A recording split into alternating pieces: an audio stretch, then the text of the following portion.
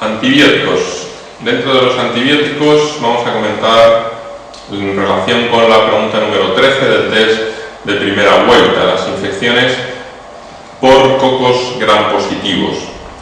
Los cocos gram positivos se pueden dividir en tres grandes grupos, que serían los estafilococos, los estreptococos y el grupo de enterococos. Los enterococos, cuando se visualizan con el microscopio, con la tinción de Gram, se disponen en forma de cadenas, igual que los estreptococos, pero actualmente se clasifican en un grupo aparte. Lo más importante sería la clasificación en estafilococos y estreptococos. Los estafilococos se denominan así porque con la tinción de Gram se observa que se disponen en forma de racimos y los estreptococos se disponen en forma de cadenas. Los estafilococos son bacterias que tienen una enzima que es la catalasa, se llaman bacterias catalasa positivas. Sin embargo, los estreptococos son bacterias catalasa negativas, por definición no tienen catalasa. Los estafilococos, además de tener catalasa, pueden o no tener otra enzima que es la coagulasa. Por tanto, hay estafilococos coagulasa positivos y estafilococos coagulasa negativos. Dentro de los estafilococos coagulasa positivos, el más importante con diferencia sería estafilococo aureus. A efectos prácticos se dice estafilococo coagulasa positivo o estafilococo aureus. Y dentro de los estafilococos coagulasa negativos existen varias bacterias. La más importante a considerar sería estafilococo epidermidis, que como indica su nombre, su localización habitual es en la piel.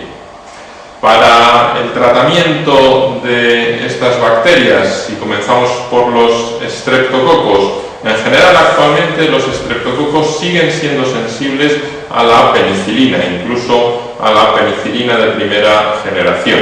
Por ejemplo, la faringitis estreptocócica de los niños, producida por el estreptococo piógenes, estreptococo beta-hemolítico del grupo A, una de las posibilidades para el tratamiento continúa siendo la penicilina, incluso penicilina G de primera generación.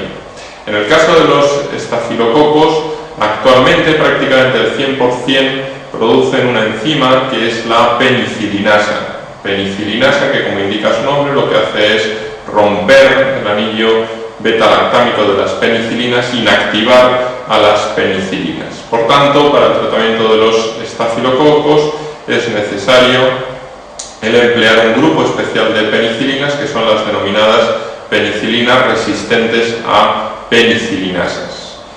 Para el tratamiento del estafilococo aureus, la penicilina resistente a penicilinasa que se utiliza habitualmente es la cloxacilina. La cloxacilina sería el tratamiento de elección para estafilococo aureus, esta penicilina resistente a penicilinasas. En los últimos 30 años se han utilizado mucho este grupo de antibióticos y cada vez se describe con mayor frecuencia la infección por estafilococo aureus que son resistentes a este grupo de antibióticos. Estafilococo aureus resistente a las penicilinas resistentes a penicilinasas, resistentes a la cloxacilina, a la oxacilina, a la meticilina. Habitualmente en el laboratorio, para hacer los estudios de sensibilidad, se emplea la meticilina y por eso habitualmente se habla de estafilococo aureus meticilin resistente, pero a efectos prácticos es como si dijéramos estafilococo aureus cloxacilin resistente. No se debe utilizar ninguna penicilina de este grupo. Si lo que sospechamos o lo que tenemos es una infección por estafilococo aureus meticilin resistente, por tanto también cloxacilin resistente, el tratamiento de elección es la vancomicina. La alternativa en este caso para el tratamiento sería vancomicina. Para el tratamiento del estafilococo coagulasa negativo o estafilococo epidermidis hay que considerar que actualmente prácticamente todos los estafilococos de este grupo van a ser meticilin resistentes y por eso de entrada, inicialmente cuando uno piensa en la posibilidad de infección por estas bacterias, el tratamiento de entrada se debe realizar con vancomicina. ¿Cuándo hay que pensar en la posibilidad de infección por Staphylococcus aureus methicillin resistente? Pues en los últimos años se han diagnosticado cada vez con mayor frecuencia, principalmente en Estados Unidos, infecciones por Staphylococcus aureus methicillin resistente adquirido en la comunidad, de adquisición comunitaria, sobre todo infecciones cutáneas. Pero en la gran mayoría de los casos, las infecciones por Staphylococcus aureus methicillin resistente son de adquisición nosocomial, son de adquisición hospitalaria. Y en el caso del Staphylococcus coagulasa negativo o epidermidis, hay que pensar en la posibilidad de infección por esta bacteria siempre que nos hablen de infecciones de prótesis, de cuerpos extraños, de implantes, por ejemplo, endocarditis sobre prótesis, meningitis en un paciente que tenga una derivación, un catéter de derivación ventrículo-peritoneal, o infección de prótesis de cadera o de prótesis de rodilla. Y por último estaría el grupo del enterococo, menos importante desde el punto de vista práctico. Hay dos grandes grupos, Enterococcus fecalis y Enterococcus faecium. En ambos casos, el tratamiento de elección es una penicilina de segunda generación, que es la ampicilina. Pero en ocasiones, cada vez con mayor frecuencia, el Enterococcus faecium puede ser resistente a la ampicilina. Y en este caso, de nuevo, la alternativa sería la vancomicina.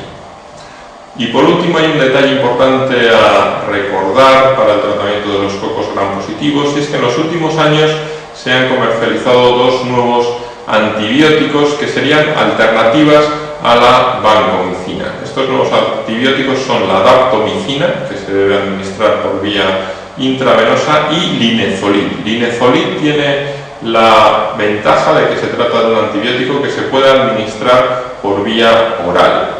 Estos antibióticos, por tanto, como alternativa a la vancomicina, podrían estar indicados en el tratamiento del paciente con infección por Staphylococcus aureus methicillin resistente, en el tratamiento de los Staphylococcus coagulasa negativo o Staphylococcus epidermis y en el tratamiento del Enterococcus faecium resistente a la ampicilina.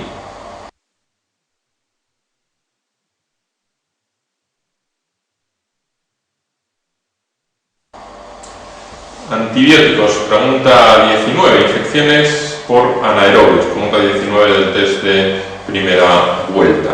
Para el tratamiento de las bacterias anaerobias podemos hacer una clasificación en tres grandes grupos según la localización de la infección. Infecciones del cuello, infección pulmonar por anaerobios e infección abdominal o peritoneal por anaerobios.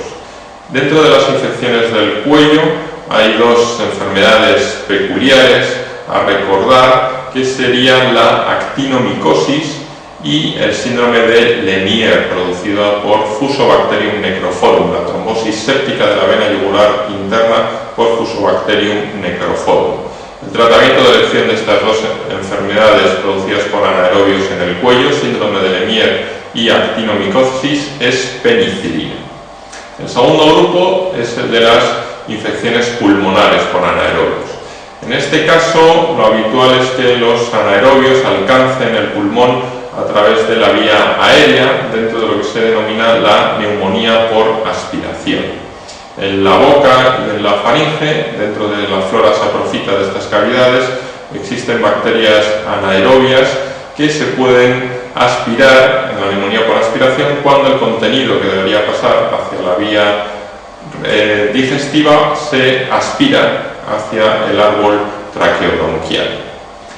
En la flora saprofita de la boca y de la faringe también existe otro tipo de bacterias que van a formar parte de esa flora que se aspira. Por tanto, se trata de una infección mixta, en la cual hay que poner un tratamiento simultáneamente para las bacterias aerobias y para las bacterias anaerobias. Las bacterias anaerobias son capaces de producir gas, por eso en ocasiones se ven burbujas dentro de esa neumonía, en la radiografía de tórax, y eso es lo que se denomina una neumonía necrotizante. Y en un momento dado, una de esas burbujas se puede hacer más grande, si mide más de 3 centímetros de diámetro, eso se denominaría absceso pulmonar. Neumonía por aspiración, neumonía necrotizante, absceso pulmonar serían 3 escalones de la misma patología. En este caso, para el tratamiento se pueden emplear dos antibióticos, que serían la clindamicina y el amoxicilina con ácido clavulánico. En la práctica clínica, en los últimos años, lo más utilizado para este tipo de infecciones es amoxicilina con ácido clavulánico a dosis altas y durante tiempo prolongado. Y el tercer grupo de patología producida por anaerobios sería la infección abdominal, la infección peritoneal, producida habitualmente por perforación del tubo digestivo, perforación del tracto digestivo bajo, que produce una liberación de la flora saprofita en el peritoneo. Dentro de esa flora saprofita del tubo digestivo bajo se encuentran los anaerobios. Hay una bacteria anaerobia que típicamente se encuentra dentro de esa flora, que es Bacteroides fragilis. Bacteroides fragilis tiene la característica de que es intrínsecamente resistente a la penicilina, y por eso en este caso no se recomienda la penicilina como tal para el tratamiento de las infecciones por anaerobios. En el caso de los anaerobios en el peritoneo, podríamos utilizar tres tipos de antibióticos: amoxicilina con ácido clavulánico, metronidazol y clindamicina.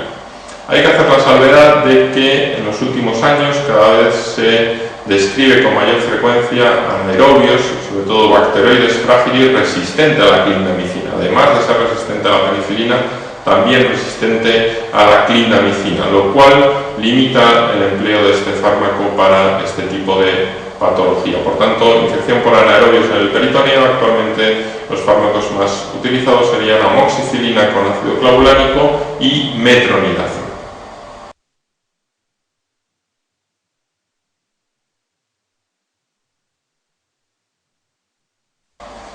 Antibióticos, pregunta 21 del test de primera vuelta, nos permite comentar las infecciones por Pseudomonas aeruginosa. Pseudomonas es lo que se denomina una bacteria de vida libre, una bacteria que está en el agua, y hay que considerar la posibilidad de infección por la misma en una serie de situaciones. Las dos más importantes a recordar sería el paciente con neutropenia y en caso de infección nosocomial. Esas son las dos situaciones más importantes en las cuales interviene Pseudomonas. Y además, en relación con el agua, pues hay que considerar la posibilidad de esta infección en los drogadictos por vía parenteral, sobre todo si en el seno de la bacteriemia desarrollan artritis externoclavicular o sacroiliaca, características de la bacteriemia por Pseudomonas en el drogadicto. Hay que considerar la posibilidad de infección por Pseudomonas en la denominada foliculitis del baño caliente, la que se adquiere en los balnearios, en las saunas, en los jacuzzis. Y hay que considerar la posibilidad de infección por Pseudomonas en dos tipos de otitis del conducto auditivo externo. La llamada otitis de los nadadores, típica de los niños pequeños que se meten en las piscinas en verano y tienen otitis del conducto auditivo externo por esta bacteria, y un cuadro mucho más grave, como indica su nombre, que sería la denominada otitis externa maligna del paciente diabético. Pacientes con diabetes mal controladas que presentan una infección agresiva, destructiva del hueso que invaden el peñasco, la denominada otitis externa maligna del paciente diabético. En todas estas situaciones, principalmente en el paciente con neutropenia o en la infección nosocomial, cuando queramos utilizar un antibiótico activo frente a Pseudomonas, ¿cuáles son las opciones de las que disponemos? Pues si repasamos los antibióticos de manera ordenada, empezamos con los antibióticos beta-lactámicos, y dentro de estos empezaríamos con las penicilinas. Las penicilinas que tienen actividad frente a Pseudomonas son aquellas de tercera y de cuarta generación. La más utilizada en España, que es piperacilina tazobactam, piperacilina, que se encuentra comercializada asociada a un inhibidor de beta-lactamasas, que sería el tazobactam. Otra posibilidad dentro de los beta-lactámicos para el tratamiento de Pseudomonas sería la utilización de los denominados monobactámicos. El único monobactámico que se encuentra comercializado es Aztreonam. Aztreonam es un antibiótico que no tiene actividad ni frente a gram positivos ni frente a anaerobios, solamente gram negativos, pero incluido pseudomonas. La tercera posibilidad sería la utilización de una cefalosporina. Existen dos cefalosporinas activas, comercializadas, activas frente a pseudomonas. Una de tercera generación, que es la ceftazidima, y la única que hay comercializada de cuarta generación, que es cefepime. Ceftazidima y cefepime serían las dos opciones dentro de cefalosporinas para el tratamiento de pseudomonas. Y por último existiría la posibilidad de utilizar dentro de los beta-lactámicos un carbapenem. Actualmente se encuentran comercializados 3 antibióticos dentro de este grupo: imipenem, meropenem y ertapenem. Hay que tener en consideración que ertapenem, a pesar de ser el más reciente, no tiene actividad frente a pseudomonas. Por tanto, en el caso de utilizar un carbapenem, las opciones para pseudomonas serían imipenem y meropenem. Aparte de los betalactámicos, existen otros dos grupos de bacterias, otros dos grupos de antibióticos que tienen actividad frente a esta bacteria, que serían los aminoglucósidos y las quinolonas. Dentro de los aminoglucósidos, los 3 más importantes serían gentamicina, amikacina y tobramicina. Los aminoglucósidos son fármacos que presentan efectos secundarios importantes, nefrotoxicidad y ototoxicidad, por lo que cada vez se utilizan con menor frecuencia. Y dentro de las quinolonas, las que mejor actividad presentan frente a pseudomonas son las de segunda generación, por ejemplo norfloxacino y ciprofloxacino. En caso de infecciones graves, de bacteriemia o de neumonía, hay autores que recomiendan la combinación para el tratamiento de pseudomonas de un antibiótico beta-lactámico más algunos de estos grupos que hemos comentado, bien aminoglucósidos o bien quinolonas. Por último, es importante recordar que de todos los antibióticos nombrados con actividad frente a pseudomonas, el único grupo que se puede administrar por vía oral es el de las quinolonas de segunda generación, y por eso este es el grupo que se emplea, sobre todo ciprofloxacino, como profilaxis en pacientes con neutropenia prolongada, que se tratan de manera ambulatoria, la posibilidad de que en su domicilio puedan hacer profilaxis, incluido pseudomonas frente a bacterias en el seno de la neutropenia, es utilizando este grupo de antibióticos.